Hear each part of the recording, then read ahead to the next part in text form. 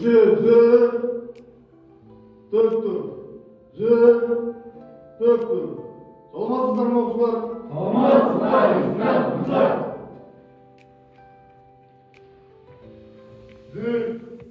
Dörttür. Nazar ortaga. Құрметті оқытушымызды құрамында 18 оқушысы бар 10-шы А класы сапқа тұрғызылды. Баяндап тұрған зор командир есекен арайды.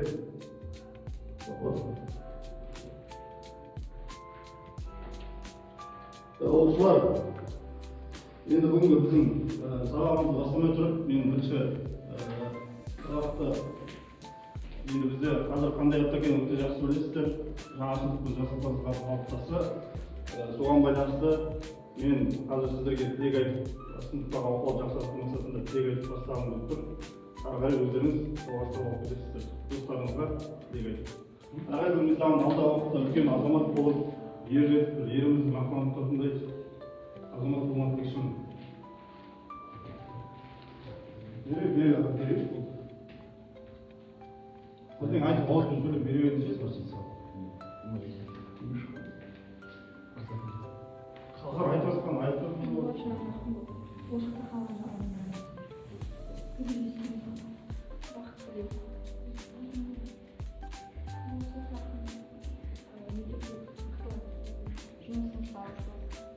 Нам берет там вопрос.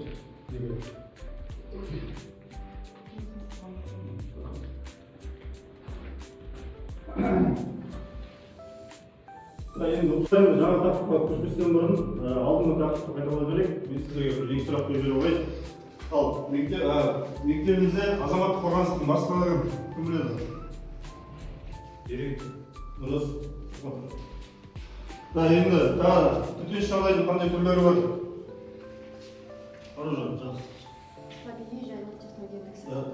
Дұрыс. Төтенше жағдайдың негізгі екі түрі бар, табиғи және техногендік сипаттағы.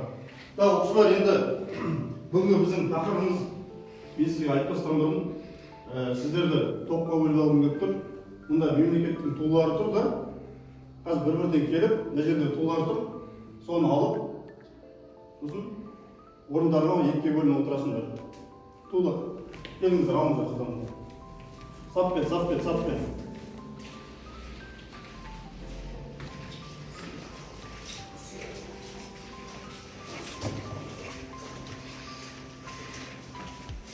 Тез оқы, тез.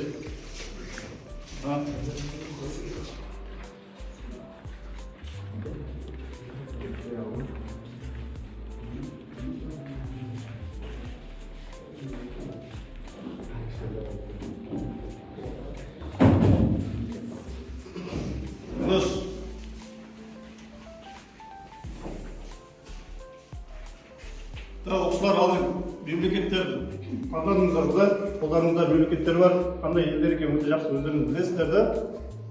Енді қараңыз оқушылар. Бер жағында тұрған мемлекеттер бар, қолдарында суреті бар. Екінші жағында тұрғандар екі жаққа бөлініп отыра қойыңдар. Бірінші тұрғандар бірінші затқа, топқа, екінші жаққа. Отыра қойыңдар.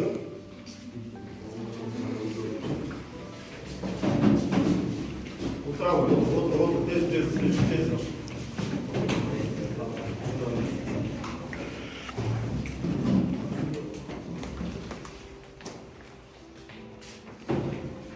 Оқушылар, жақсы ал, бір қараймыз барлықтарымыз. Енді бүгінгі тақырыпта ашпастан бұрын мына тақтада суреттерді көріп тұрсыздар ғой да? Ол суреттер қандай суреттер? Қалай ойлайсыздар? Қандай адамдар мынау?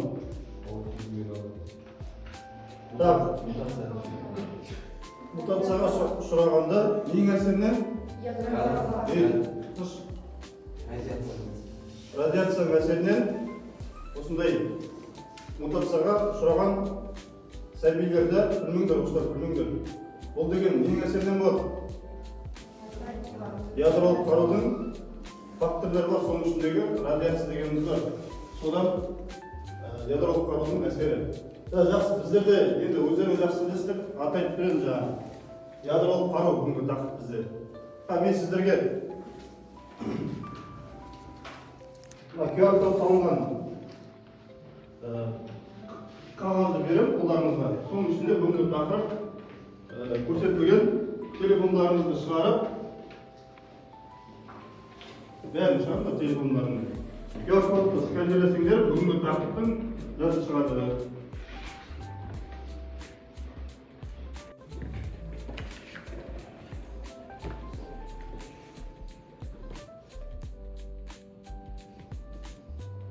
Оқушылар енді жаңа сканерді алдыңыздар, қазір телефонмен соны қарайсыздар, тақырыпты бүгінгі көрсетілген. Енді қараңыздар, сіздерді топқа мемлекеттік тулармен неге бөлдім?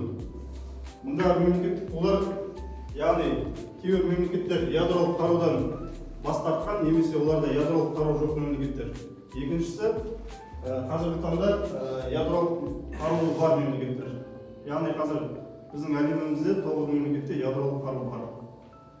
Сол ядролық қару бар, ядролық қару жоқ деп сіздерді топқа бөлдім бүгін. Енді оқушылар жақсы, бір видеоролик қарап жүрейік.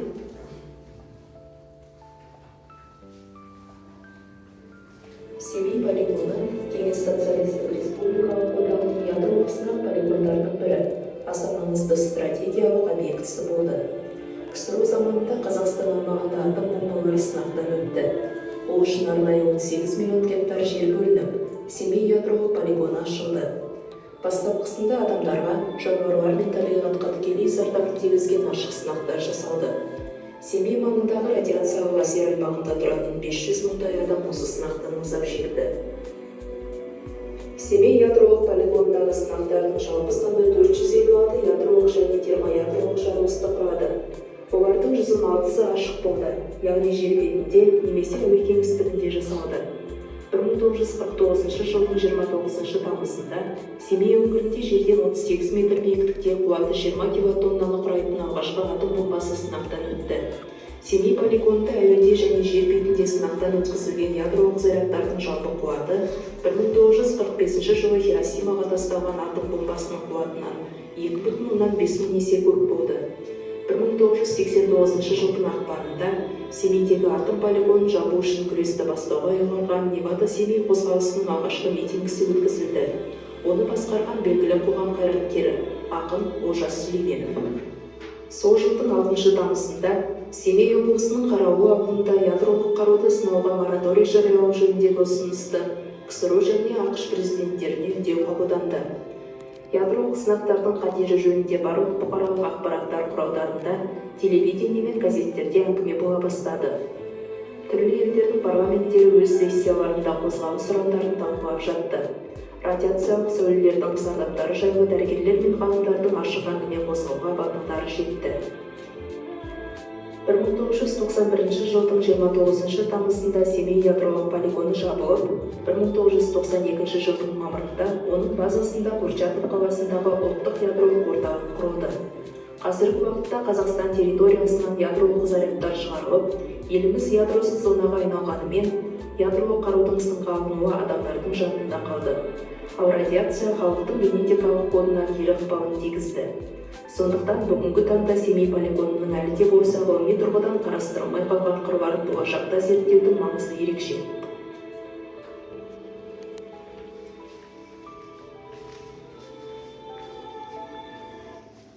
Жақсы оқушылар, ал түсініңіздер ғой, ядролық қару, яғни бізде Қазақстанда Семей полигонының ядролық қаруы болды да, оны бас тартып біздер. Кімнің үкіметімен, қолдауымен, басшылығымен, Олжас Сүлейменов. Жақсы. Қазақстанның Семейден басқа қандай облыстарында полигон аймақтар бар? Көкеорда ауданында бар тағы да. Оқушылар енді білесіздер, қаншама Семей полигонында ядролық сынақтар жүргізілді да, одан бас тартқанымызға біршама жылдар өтті. Соның әсері әлі күнге дейін таралып келе жатыр. Әлі күнге сол Семей ауданында, мысалы Көкеорда ауданында осындай балдарымыз әлі дүниеге келіп жатыр. Ол жаңағы радиацияның әсері әлі күнге дейін кетпей жатыр. Ол тек қана адам емес, тіршілік қандай зат бар, жануарларға да өсімдікке де әсер тиіп жатыр мысалы. Сондықтан қандай зардабы бар екенін естеріңізге сақтап жүріңіздер. Оқушылар, жаңа сіздерге алдарыңызға QR-код бердім ғой, сонда сіздер бүгінгі тақырыбымыз бойынша электронды кітап, тақырыптар бар. Енді соған байланысты сіздер жаңа қазір постер қойғайсыздар. әр топ өзінің зат бойынша сіздерге мысалы ядролық қарудың түрлері жаңа айтып отырсыз, ауалық, биіктік, жер астық, жер үстілік, сіздерге ядролық қарудың факторлары. Соны жазып, қазір қорғайсыздар. Теориямен қарап істеп қойыңыздар. Жұмысқа сіздерге 3 минут уақыт беріледі, тез ақ. Ядролық қарудың түрлері, ядролық қарудың факторлары негізгі.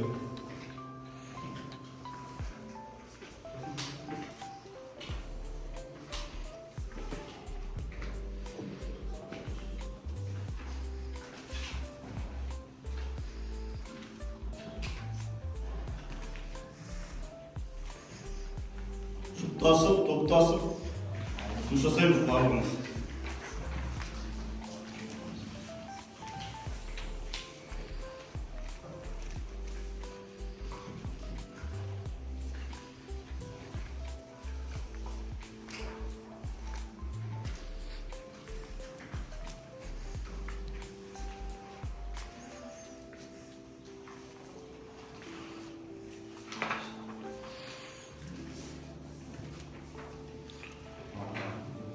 Болсаңыздар, бір бөлек тұрып, немесе екеуден болсын айта беруге болады. Сіздер ядролық қарулы жоқ мемлекеттер туралы.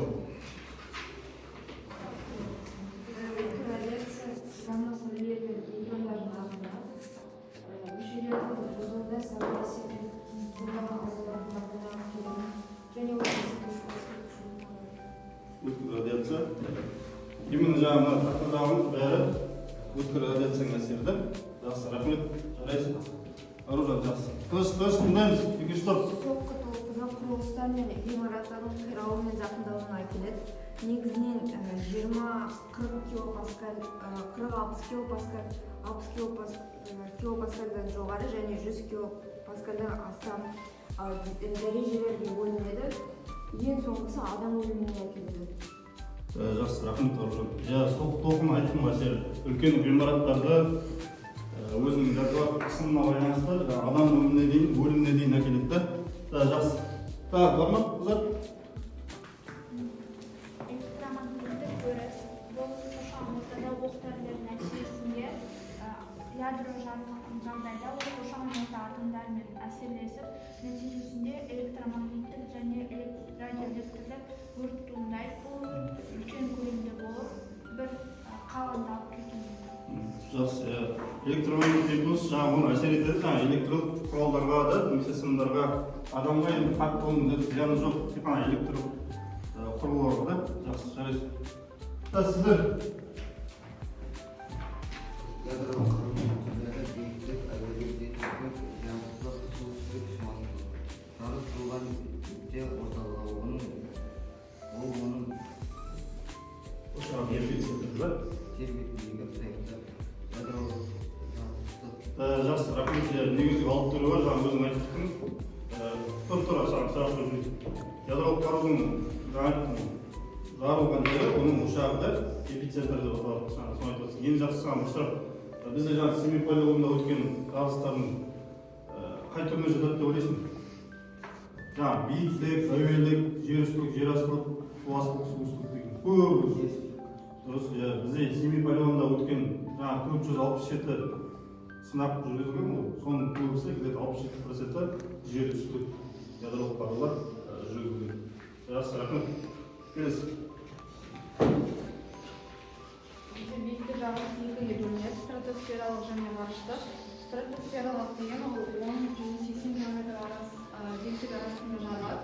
Ал ғарыштық 80 метр одан да көп километр биіктікте жарылады. Және де ядролық қару екі құрылымнан тұрады. Ол оқ-дәрілер және де нысанаға жеткізу құралдары. Оқ-дәрілер бізде тротил, нысанаға жеткізу құралдарында зымыран, радиация, артиллерия. Жақсы, рахмет. Оқшар түсіндіңдер ғой, биіктіктің екі түрі бар. 10-нан 80-ге дейін километр ол. 10 километрден 80 километрге дейін стратосфералық. 80-ден жоғары қарай, жоғары қарай, астында қарай. Енді жаңағы оқ-дәрілердің тротил деп аталады, тротил өлшем бірлігі. Сосын жеткізу құралдары, артиллерияда, ракетада. Жақсы, рахмет. Оқушылар ал. Бүгінгі сұрақта нақтылау мақсатында сендердің жеке жұмыс сіздерге тест тапсырмалары беріледі. Соны әрбіріңіз отырып өздеріңіз белгілеп шықтыңыздар.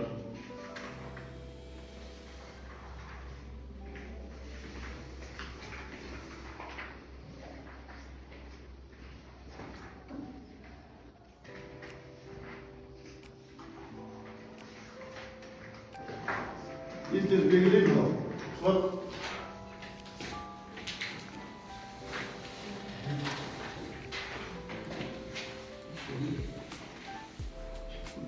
Әрбір оқушыға 5 сұрақтан өзіңіз қалай ойлайсыздар солай белгілеп, қазір мен сосын тексеріп, сонда өз-өздеріңізді бағалайсыздар.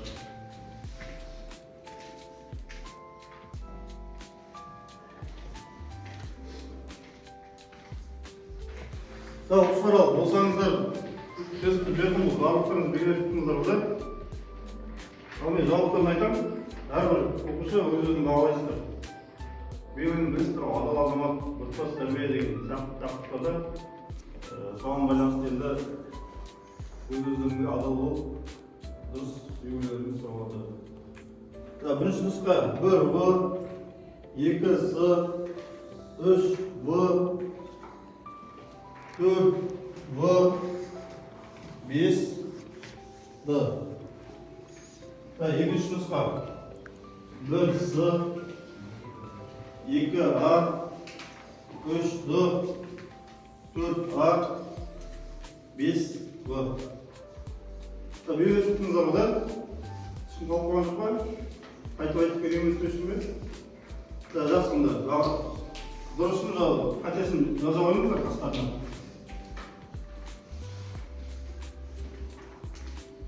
Болсаңыздар, онда маған жинап бере қойыңыздар.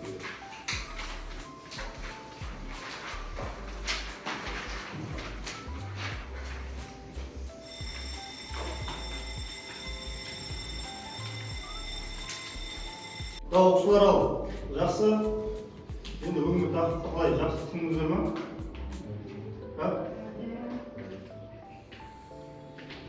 Аружан айтшы, мен түсіндім бүгінгі сұрақтан. адамға келген жағдайда жалпы сметалық полигон тарихы есептеледі. Сосын ядролық қарудың түрлері мен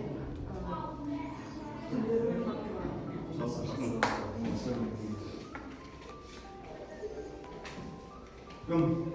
Тұр. Етсінің бұл. Ядролық қару керек пе, керек емес пе? Қалай ойлайсыз?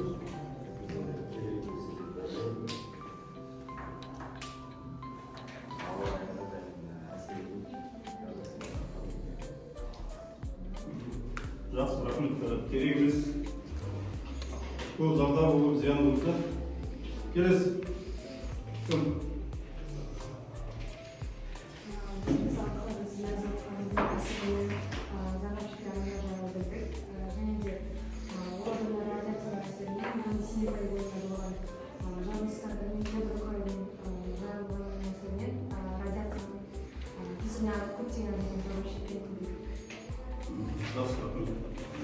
Так, оқушылар.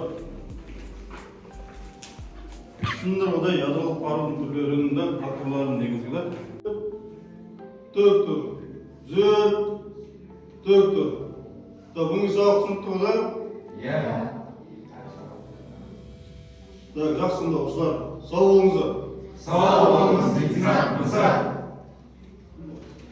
Оң оқырмайдарда.